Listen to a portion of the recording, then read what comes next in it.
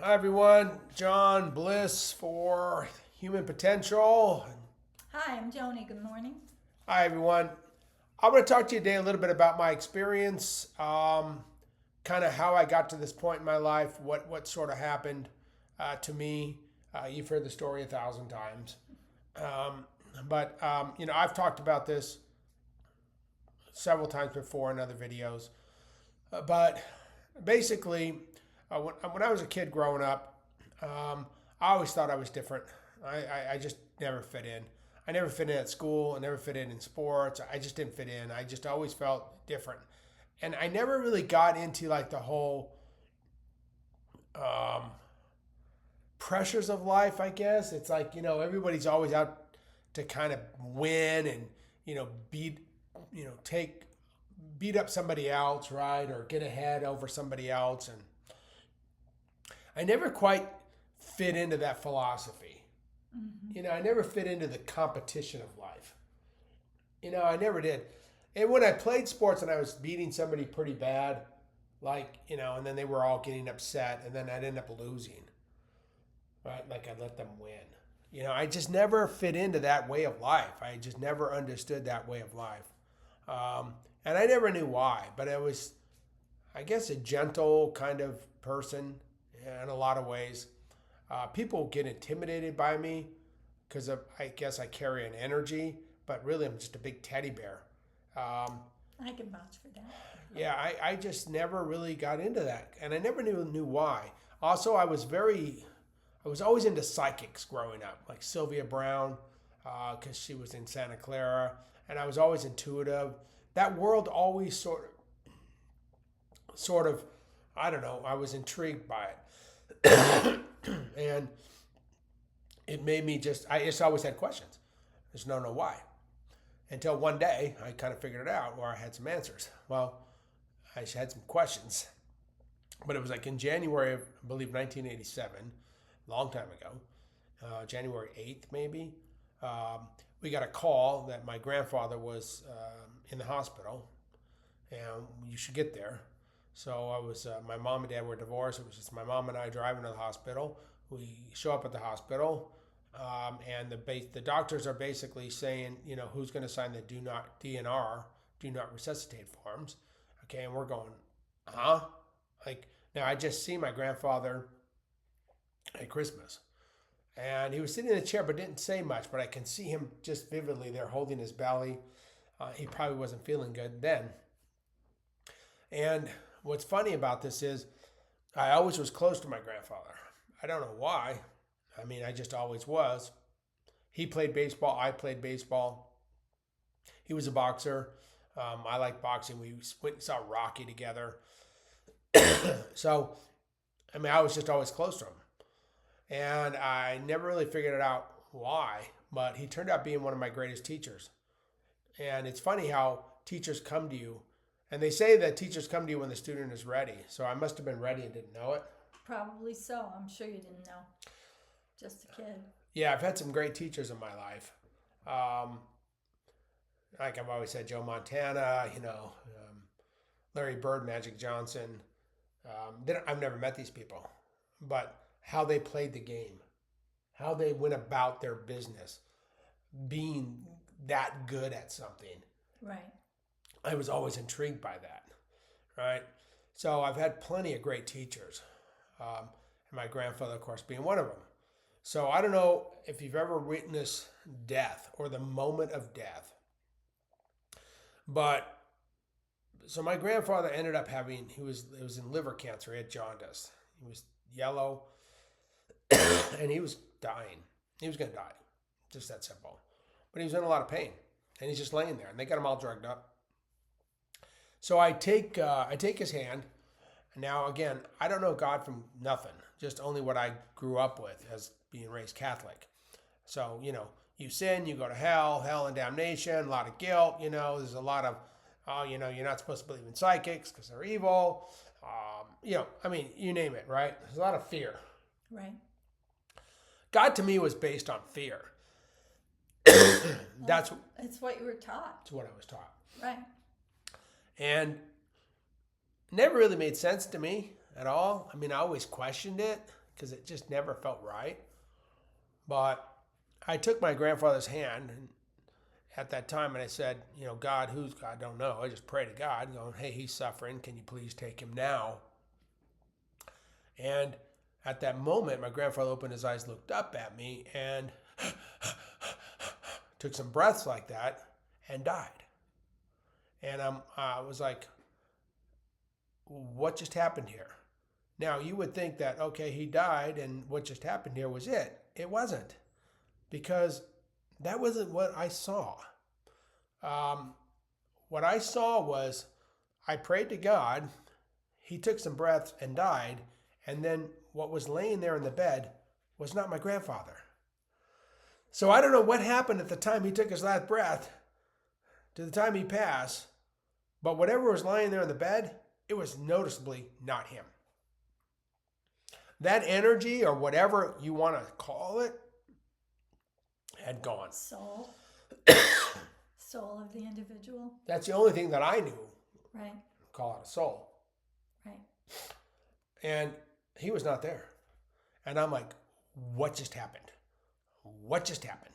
I had a million questions go through my head in a blink of an eye. Flooded with questions. Who am I? What am I? Who's God? What's God? What is life all about? What just happened here? Where did he go? Where did he go? Because that is not him lying in that bed. And it was noticeable. Like, what the heck just happened? And everybody else was crying, and then they come into the room and he died, and and I'm just like, do you realize what just happened here? Like, the death part didn't even click into me, honestly. It was like, where did he go? Because he's not here. Right? Mm-hmm. And so those questions are still in my head. Then I come across another great teacher of mine, Shirley MacLaine, who I've never met. Would love to meet her. But there was a movie called Out on a Limb that was on TV shortly thereafterwards. And what did she talk about? Talked about God, dying, reincarnation, extraterrestrials, right, psychics, channeling. And I'm like, what the heck is going on here? More questions. That's what I've been thinking about my whole life. Like, what the hell is going on here? And I needed to find answers. Nothing, and I mean nothing, was as important to me as finding answers. And unfortunately, I was married at the time. And when you go through a who am I phase or questions, nothing gets in the way of that. At least for me, it didn't. Because I had bigger issues. I had bigger questions. I was kind of lost, going, okay, what is going on here? And that led me to bookstores, right? That led me to a spiritualist church. I met new friends who took me to a spiritualist church where they gave readings. And I'm like, what? What is this? And I've had psychic readings before, but you kind of blow it off because, it's the devil, right? And so my whole world starts to shift. I have all these questions. I drive across country twice. Why? I just needed answers.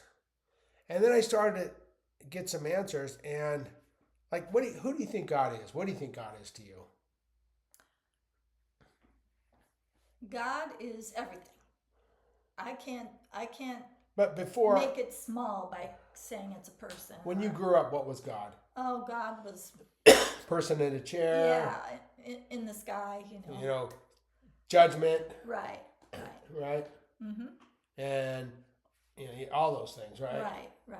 I have a different God. God's different to me now. Right. Back then, yeah. Right. God is a guy sitting in a chair, judging and going, "You shall not This do is this." what you should do. This is what you should not do. You Right. know, you're supposed to follow the rules And it was always outside of self. Right. You were never like, you never thought, okay, I'm God or I'm a part of God. Oh, God, no. Right. No, that wasn't. No. Totally outside of self. Right. So that was my impression too. Like, who's God? Well, I found out that just about everything that was taught to me growing up was a complete and total lie. And then you say, well, how do you know you're correct, John? I call it evidential experience. And what I mean by that is when you ask a question and synchronicities answer that question, and then another synchrony answers that question, and then another synchrony answers that question, you start to say to yourself, there must be something to this. Because it's like the third or fourth time that I heard the same thing. Yeah, it's lining up for you. It's lining up. Right. And I thought, okay, so there's something to this. So these feelings I had growing up all my life were starting to come to fruition. This being different, feeling different, thinking that life is different, thinking that God is different. Jesus is different. Jesus is more of a friend to me now than somebody I worship. And whether Jesus exists or not is irrelevant. The imagery of that person became much deeper to me. And it was always deep to me growing up anyways, because I always thought Jesus was a friend. It was not something I ever worshiped. And I talked about that because it helped me get through growing up, being beat and everything else like that. Neither here nor there. Different story. But God to me, as I was coming to understand, was pure love. That God got us all that is. We are much greater than we can even possibly understand or imagine. And my illusions or delusions were starting to be unveiled. And I started to open my eyes. And then I got pissed off. I got really pissed. I got pissed off at everybody around me, my parents, church, everybody. And I wanted nothing to do with anybody. Well, I'm like, you felt betrayed. Lied to. Yeah. That you were lied to, and there was a huge betrayal. And you were just a child, so you were impressionable. You believed it. And it wasn't... A very mafioso when it comes to loyalty. Mm-hmm. Right? Right. To a fault. Sometimes, yeah. I'm loyal to people who I shouldn't be loyal to. Absolutely. Right? Because they buried me. Right. So I felt betrayed. I felt totally lied to, and I got pissed. I didn't want to talk to anybody nor see anybody or anything. I was pissed off, and everybody thought I was going crazy. Everybody thought I was going nuts, arguably so, right? I mean, well, I don't think they understood fully where you were coming from at that point. No. They just saw the anger. I said, wait a second. God isn't hateful, vengeful, fearful. God is pure love. God is loving, kind, wonderful, beautiful. There is nothing to fear here. I said, wait a second here. We're part of this greater collective force, you want to call it. We are God. I said, I was pissed. And then once I realized and understand, it's like having the cure for cancer. You want to tell people. You want to shout it from the rooftops, And I think there are like balances. So you're like at one end of the spectrum, then you kind of go to the other end of the spectrum, then you finally come back to the middle. So I was way over here as far as like, oh, you're full of crap. And that's when I decided to be an actor. That's why I wanted to go to Hollywood, be an actor, because I thought, okay, no one listens to John Bliss, but they listen to Arnold Schwarzenegger for whatever reason, whether he has anything good to say or not. But they do because he's an actor. He's a public figure. Yeah. So I thought, okay, I'm going to be a public figure. Why did I want to? I didn't want to be an actor. I could care less about being an actor. I want to really be an actor to be able to write, direct, and produce. And what I wanted to do was write, direct, produce movies or TV shows that talked about spirituality and beautifulness and never separation. Like, whether you're gay, purple, black, blue, yellow, doesn't matter. Put them all in the same room and never discuss it. Right. Never bring it up. It's just what is. It's just what is. That's right. The more attention we bring to it, it just amplifies it. Like, right? So if you keep talking about racism, it just amplifies it. How about if we show people together and make it normal and never talk about it? Never say, oh, hey, but you're black, or hey, you're Asian, or hey, you're gay, or hey, you're a girl. Whatever, yeah, anything. Just be. So that was my thing. I wanted to bring everybody together and just sort of bring emphasis upon love more than anything else. And it didn't quite work out for me. Was in some movies, in LA. I lived in my car. I got real sick. Unfortunately, had to go home. And a lot of experience that led me, but I realized it was never about acting per se. It was about the message of think it, be it, believe it, achieve it, positive thoughts, positive deeds, positive action. God is loving, beautiful, wonderful, and we are much more than what we thought we originally were. And that's what the purpose of human potential is to understand that, you are greater than you could possibly imagine. And that if you think you don't have a voice, if you think you don't matter, you are incorrect. You do. You are not one speckle on the planet Earth. You are a part of a conglomerate, if you will. God is the greatest multi-level marketer, or the energy of God, that has ever been formulated. But the marketing of religion through the individuality is completely wrong. And it tries to control and keep you away from the collective consciousness. Am I saying church is bad? No. Community is good. Being together is good. A lot of good things come together when people come together. Absolutely. But what I found out is God is not fearful. God is not hateful, vengeful, nothing to be feared. God got us all that is, whatever you want to call it. And I use the word God just because I don't know any other word to use. But it's an energy of pure love, and that you are a part of, and that you are capable of so much that you could even possibly fathom. And I invite you to explore it. I invite you to go on your own pilgrimage. I invite you to go on your own journey. Start asking questions. We actually love it when you're at the point to where you go, who am I? When I get somebody who I counsel and do readings for, and they are at the point to who am I, that's where we love it. Because typically that's when they're open to answers. That's when they're ready to learn. Right. And they say, the teacher is there when the student is ready. A whole new world can open up to you if you allow it. Right. Once you begin. And that's another thing that I disagree with a lot of people in the spiritual world, even in the New Age. Trust me, in the New Age field, you do get a couple wackos too. I think they just kind of sensationalize things. And God is not sensationalized. It's very simple. It's very easy. 2 + 2 sometimes does equal 4. Sometimes it doesn't. Sometimes because it walks like a duck, quacks like a duck, it might not be a duck. You need to ask questions and evaluate it for yourself. Even this message, ask yourself, does this ring true to me? How does it feel here? Not here, here. You go, this guy makes sense. I like it. Then follow it, okay? And I invite you to please like, hit, share, subscribe, right? But the more you delve into your own pilgrims, your own level of understanding, and like I said, when you get to that point, who am I? We like it, because then you're at a good point to learn. Everything's going to change. Everything's going to change in a positive way. It might not seem positive at the time. Right, but don't be afraid of it. Still go forward. Go forward. Step into it. Right. Allow yourself the pleasure of stepping into it. Like I say, one thing that I disagree with a lot of people always says, well, Earth is a school. It's a lesson. No, it is not. It is absolute total garbage.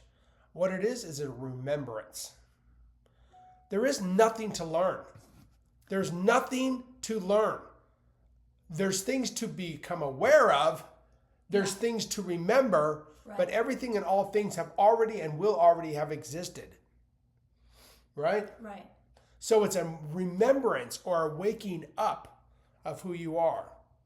And that's kind of what the experiment of this place is. When you're born in that birth canal, we kind of go through it and we have this forgetfulness. Right. Now, there are plenty of kids, though, who remember their past lives and then slowly forget it, like by the age of 2. Right, right. Do your own research on that. All over the internet. Books written on it. Past lives. You do not die. Not one day. You're an energetic being. You're a spiritual being having a human experience. But I don't like the fact, well, I'm here to learn. No, you're not. No, you're not. That means you don't know something. That's already a negative condemnation, right? That's already an unpositive feeling. No. It's called remembering. Remembering who you are. Right. That's what you're I here. think awakening, remembering, those are good words. Yes. Those are good words for what we're But this trying is to do. a learning school. It's a matter of terminology. I understand it, but I don't like the terminology of we're here to learn because it seems like we don't already know. And that's just simply not true. You do know. You're just remembering. Okay? Right. So I hope that helps, guys. Thank you so much for listening. Again, let's build the community. Please hit that like, share, subscribe. We're going to get a Patreon page going here too. This is like our little mini sort of family, right? Right. I like it. And we're going to talk about all different kinds of topics. So thanks for listening, guys. Remember, love yourself. Think it, be it, believe it, achieve it. Have a great rest of your day. Enjoy.